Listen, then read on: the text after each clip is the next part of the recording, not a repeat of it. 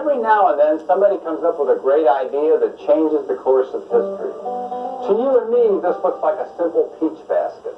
But to a man named James Naismith, who is somewhat of a legend here in Lawrence, Kansas, it was much, much more.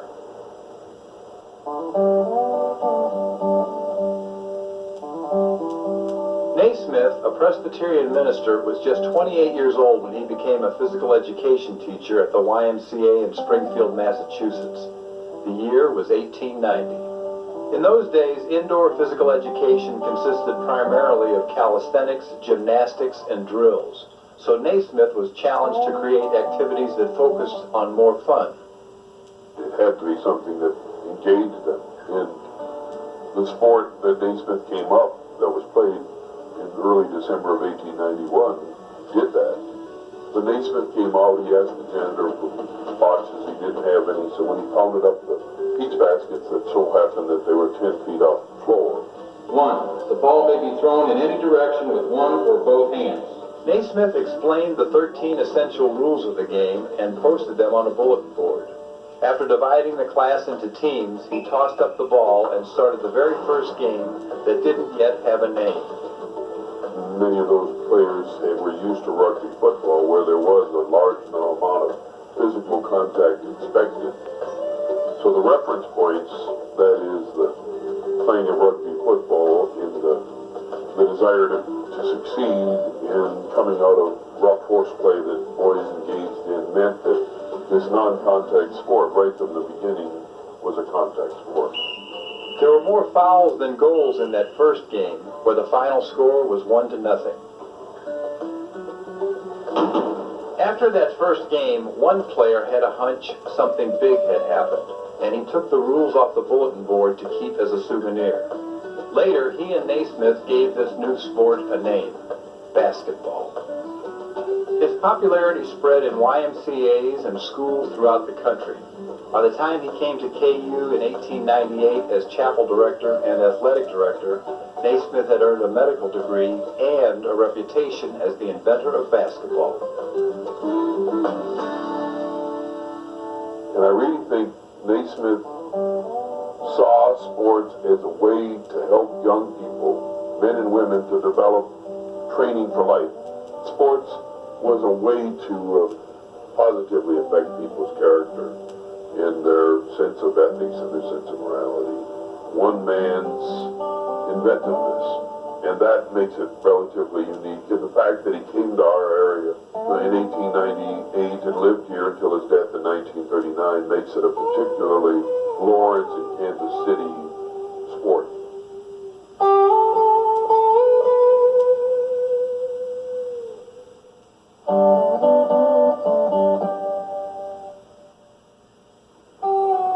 Sometimes necessity is the mother of invention. Many of us have never heard the name Leonard Goodall, yet out of necessity he invented something that makes our lives a little easier. Each spring and summer, as we try to tame our lawns, both big and small, we owe a heap of thanks to Mr. Goodall for what he gave us, the rotary lawnmower.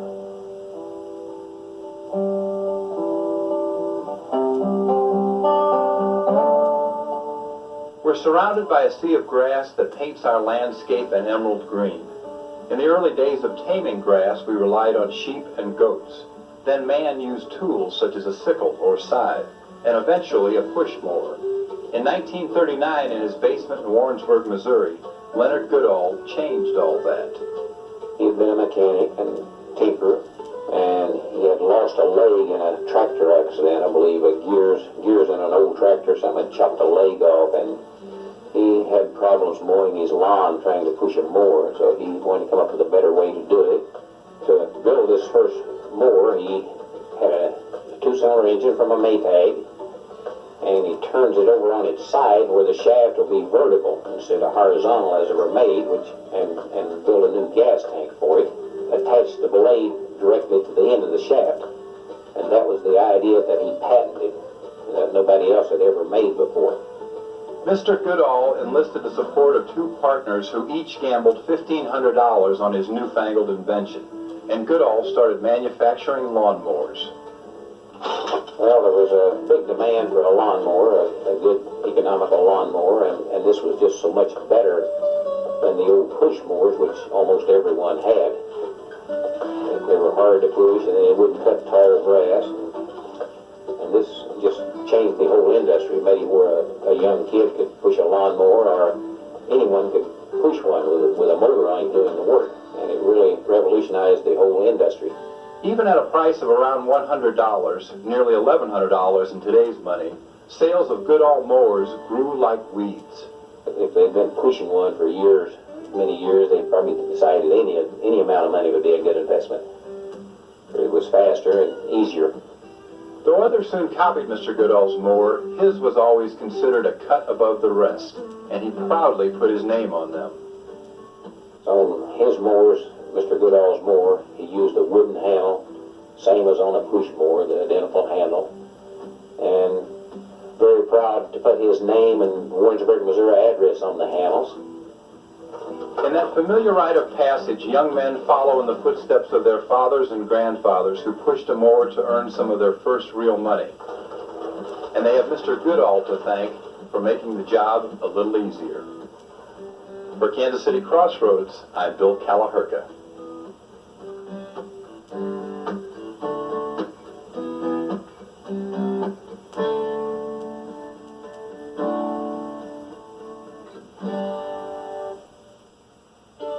Working our way through college is a familiar experience for many of us.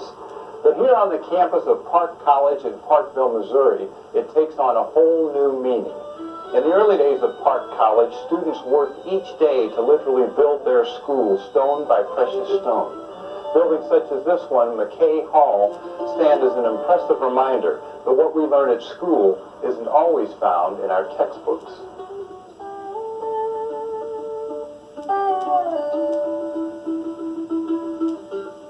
In 1875, George Park had a vision of starting a college for the young people of the frontier. He teamed up with a renowned educator, Dr. John McAfee, and together they opened the doors to 17 students in an abandoned hotel. Work was probably the first thing they did, because they had to clear out rubbish and all manner of trash from the building and clean up the surroundings before they could even make it livable. So they began their school in the old hotel. They lived there, they ate there, they had their chapel there, and they had their classrooms there. Dr. McAfee believed in letting students earn an education while they also helped build and maintain their school. They did just about everything we could imagine would have been necessary to maintain a family. They had to gather fuel. The stoves were wood stoves. They had to grow much of their food. So the Park College Family Work Program means a little more than just certain hours a day required work. It was also sort of a democratizing aspect of life, because if one student didn't do his job and get the water boiling for breakfast, or even get it to the building, an awful lot of other people were going to be inconvenienced. So it also, I think, provided a sense of responsibility for those in the earliest days. Above all, they learned to be builders. Begun in 1886, McKay Hall took 7 years to build. They quarried the stone on campus, they cut it into the right sizes. They also cut trees and milled most of the lumber that's still in the woodwork in the building. It is considered a triumph of student labor. Over time, technology helped lighten the students' load. And as inventions came along, like washing machines and lawnmowers and other modern conveniences, students were no longer needed to do some of the jobs they had done before. Though required work was discontinued in 1960, work is still part of many students' lives today. There's still that spirit of working together to get things done and to improve things here. And I think that is a real important aspect of Park College. For Kansas City Crossroads, I'm Bill Kalahurka.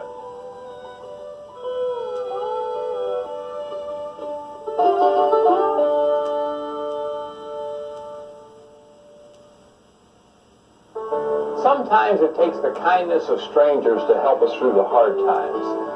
Here in the heart of our city back in the 1920s, when many saw drunks and prostitutes paving the sidewalks of Skid Row, one man saw an opportunity to minister kindness to those in need. He never anticipated that a helping hand would come from one of his most notorious neighbors.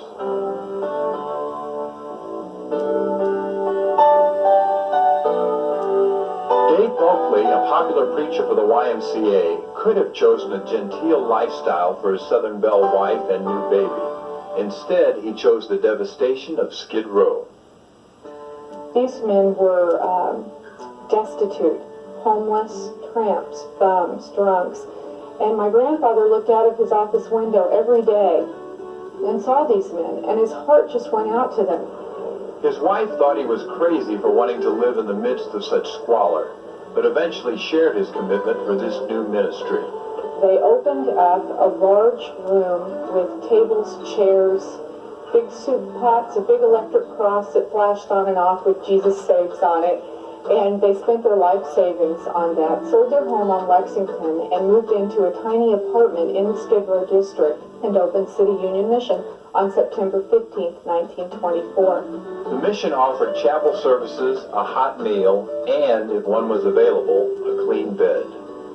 You would have walked into a dining hall filled with hundreds of people, and as those hundreds ate and left, the next group would come in. One of the mission's neighbors was the infamous Annie Chambers. In 1932, my grandfather was asked to preach a funeral for the stillborn baby of a prostitute. They had the funeral in what had been the ballroom of the Madame Lovejoy home, and Annie Chambers, who was the most notorious queen of the red light in the Midwest, was sitting in her window just across the alley listening to that funeral. What she said was that though she didn't go visit the Bulkleys, she really took that message to heart and began to pray. Annie Chambers' conversion made headlines. After she died in 1935, she left her entire estate to City Union Mission. In those opulent surroundings, the mission continued ministering to the poor. Every part of that mansion poured out luxury. My mother grew up in that brothel and in the Madame Lovejoy brothel, surrounded in a sense by the ghosts of those who had danced in the ballroom and slept in those bedrooms. And it's just an amazing thing to me to think of growing up there. City Union Mission no longer operates out of former brothels, but it still dispenses kindness to those in need of a warm meal and a clean bed. We wouldn't trade our heritage for anything either. It's been an incredible journey, and one that just seems to keep on going.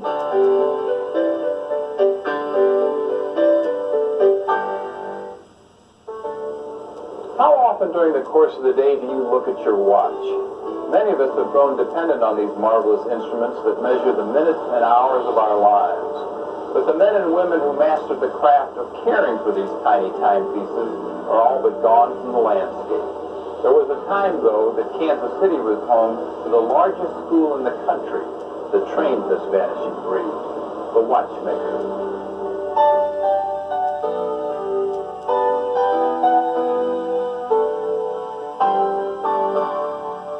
Though the Kansas City School of Watchmaking never did make watches, it did teach thousands an honest trade. Founded in 1936 by Gustav van Erp, a native of Holland, the school opened with just a handful of engraving students. After World War II, many veterans used the tuition benefits of the GI Bill to study at Mr. van Erp's school. Enrollment grew to as many as 1,500 in those post-war years. During the war years, there were very few watchmakers. All the young ones were in the service, and the stores took in watches, and they just had to hold them. I remember when I went to work at Helzberg's after I got back, they had a little over 2,000 watches in their safe waiting to be repaired. That was back in the days of mechanical watches. You know, the kind that needed winding now and then. And the young people say, oh, that's an antique, you have to wind it. Well, I hate to look at it as an antique because I remember when there was nothing else. To be a good watchmaker, it takes a steady hand, good eyes, and the patience of Job. It's relaxing. You don't think about anything else. You just get inside of that watch. I think every part, every screw and everything, it seems to me there's an average of about 140 actual pieces to a watch. In the late 1950s, mechanical watches were being replaced by something even more precise, the quartz watch. The new watches eliminated a lot of the need for watchmakers, and as the need for watchmakers decreased, so did enrollment at the school.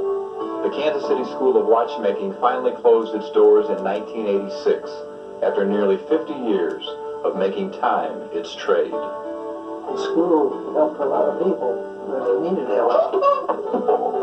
And a lot of them stayed with it. A lot of them found out that wasn't for them. The number of watchmakers may be fewer and fewer each year, but some say we will always need watchmakers. I think there will always be a need for them, yeah.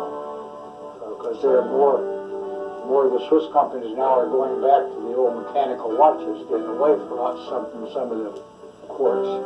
So yeah, I think there will always be a need for them. Maybe not as many, but I think there will be a need for them.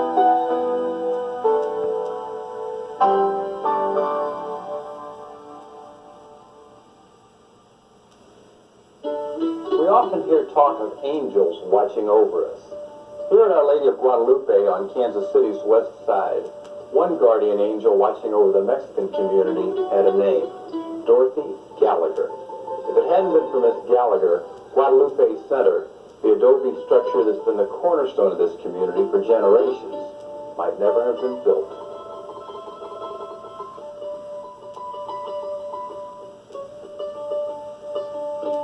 During the period of prosperity that followed World War I, immigrants from Mexico came to the United States searching for a better life for themselves and their families. Many found their way to Kansas City. We're in the center of the country.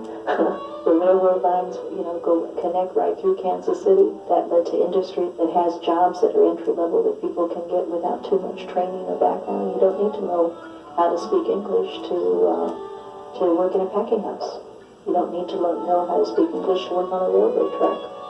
Those are labor jobs that very few other people want. Miss Gallagher guided these new Kansas Cityans through the details of setting up life as a stranger in a strange land. She bought 3 bungalows on 23rd Street and turned them into clubhouses for well baby clinics and for classes in English and homemaking. The clinics offered services to families who were often refused services in other parts of the city. She just ran the place, and she was here to provide counsel and provide assistance and provide support, and people would say, I went to Miss Gallagher and I talked to Miss Gallagher and she made sure everything got taken care of, or she told me what I needed to do, or she made the phone call for me.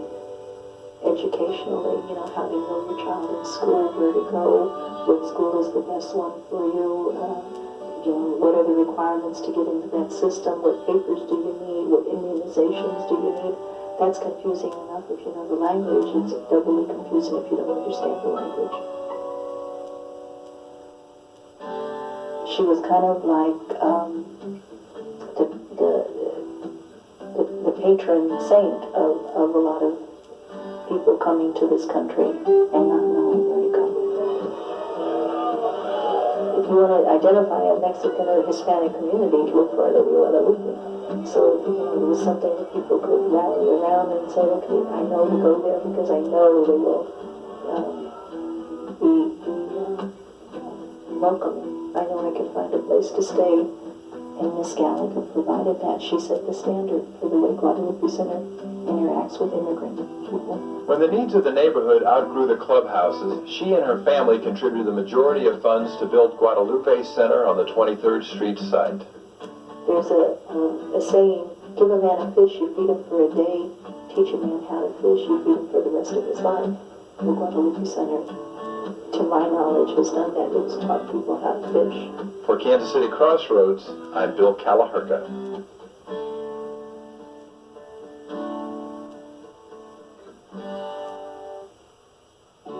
Sometimes when things go wrong, it turns out even better than we planned. Back in 1931, in one of our hometown candy factories, something went terribly wrong with the recipe. But a clever candy maker turned that misfortune into a confectionery wonder that's created sweet memories throughout the Midwest. Valamilk.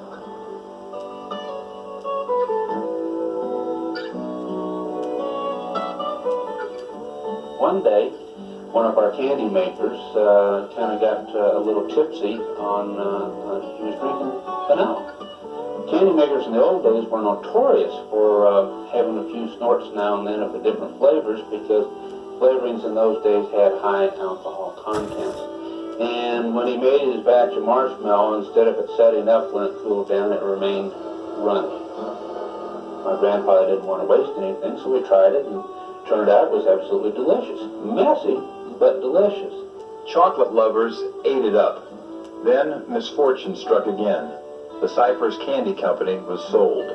That merger didn't work out very well. About 1981, we shut the old factory down at 20th and Main, and Valamilk productions ceased. Then, in 1985, I had the opportunity to get my grandfather's old equipment, and there was piled up copper kettles, gas cookers. From the stories I grew up with, we were able to figure out how to get the old equipment to work and go back and recreate the original recipe. We had to develop our own milk chocolate because we were using a Hershey chocolate and they didn't have the recipe anymore. Valamilks were resurrected in 1987, using many of the time-tested methods passed from generation to generation. To make the Valamilks, we cook our marshmallows still pretty much by hand. You have to stir it with a wooden paddle, and it's a slow process. Instead of hand dipping, which was the process used originally, these depositors will put a squirt of chocolate into a cup. Air blows it up the side of the cup.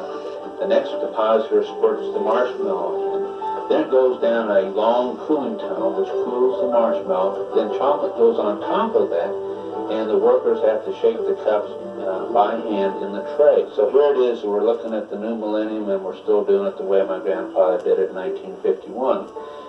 But it works.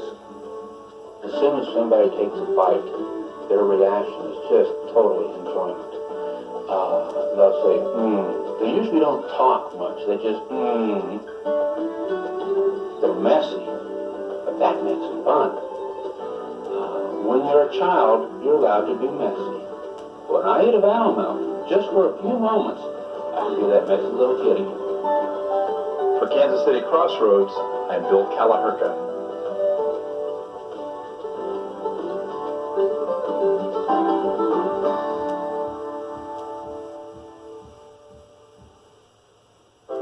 Peculiar melody, dancing blue, molten brass. Sounds like the titles of some popular jazz tunes, doesn't it? But these are the names of iris, those fragrant flowers that treat us to dazzling displays of color during the month of May. One gentleman, Dr. Norland Henderson, is responsible for helping us understand the array of colors in iris, and for developing nearly a dozen varieties of these tall, bearded wonders, including one named Kansas City.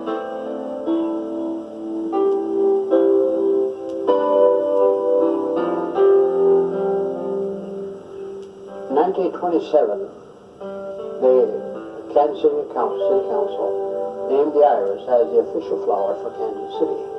By the 1980s, I realized that no one had named an iris Kansas City.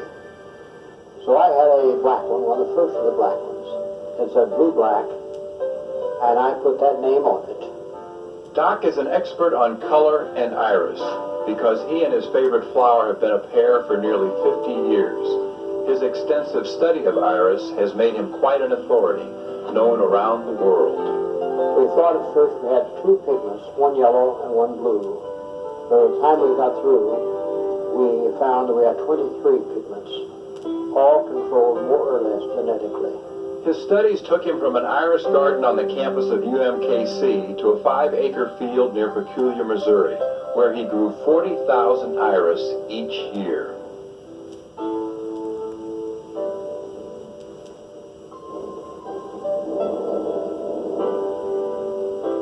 So with 23 pigments instead of 2, and with about 20 different patterns, we're getting some fantastically beautiful things. get no two alike.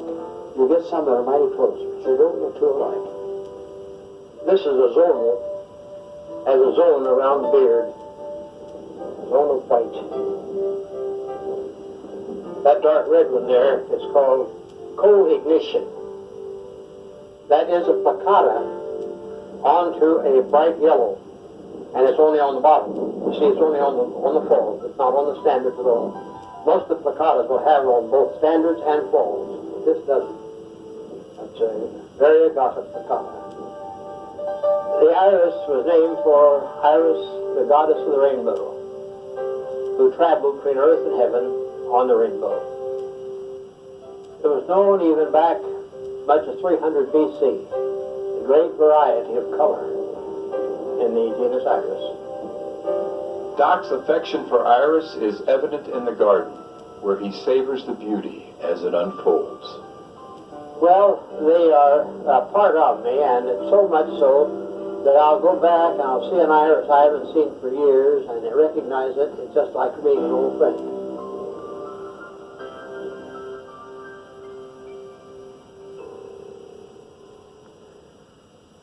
When a young physician named Dr. J.D. Griffith arrived in Kansas City in 1873, he brought a heart full of hope that he could make things better for the city's 50,000 residents who were in dire need of health care. But he needed some help to do that. So he talked to our pioneer priest, Father Bernard Donnelly, and together they invited the Sisters of St. Joseph of Carondelet to this rough and rowdy frontier town. And with their help, Kansas City became home to the very first private hospital west of the Mississippi.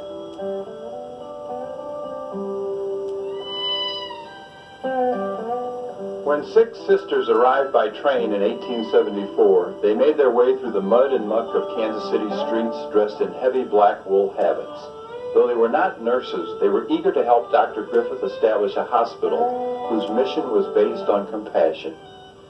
St. Joseph Hospital opened on October 15, 1874, in a 10-room mansion at 7th and Pennsylvania on a bluff overlooking the Missouri River. Dr. Griffith used the home's large bathroom as an operating room. Their first hospital had beds for 12 patients. Most of these early people didn't have any way of curing their illnesses at all. It was just a matter of keeping them comfortable till they died and letting them know that there was somebody there that loved them. They were poor people. They were neglected people. Sometimes they were street people. We didn't make exceptions. Whoever came to the door was there to be cared for. At the turn of the century, with increasing numbers of patients to care for, the sisters needed additional help. They felt that this would be the time they need to start a training program for nurses. And they brought in these young women from rural areas. They lived right there with the sisters. They saw modeled for them the spirit that predominated. You felt it when you came into the building. The care for the patients and the care for one another. In 1915, hospital expansion took the sisters to Linwood and Prospect. The population was moving south, and they knew that if we were going to continue to be an important part of healthcare, then we too needed to move south. So they built a hospital which was rather unique in its day.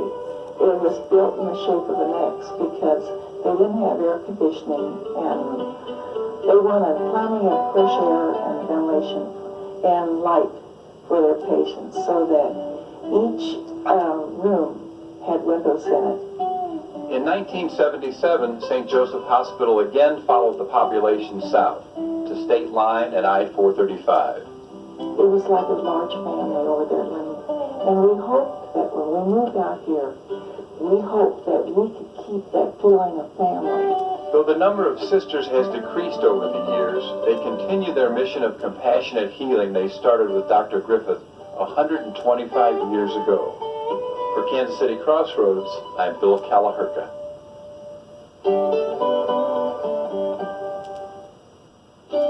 In this spot overlooking the Missouri River, you can still see the cuts in the ground from the hundreds of oxen-pulled wagons that passed through here on the way west. Just upstream, Colonel Henry Leavenworth landed in the Kansas Territory on May the 27th, 1827. His mission? To establish a military garrison. And like the indelible impression left here by those early wagons, Fort Leavenworth has made its mark as a place where we can learn the lessons of courage, honor, and the precious price of freedom.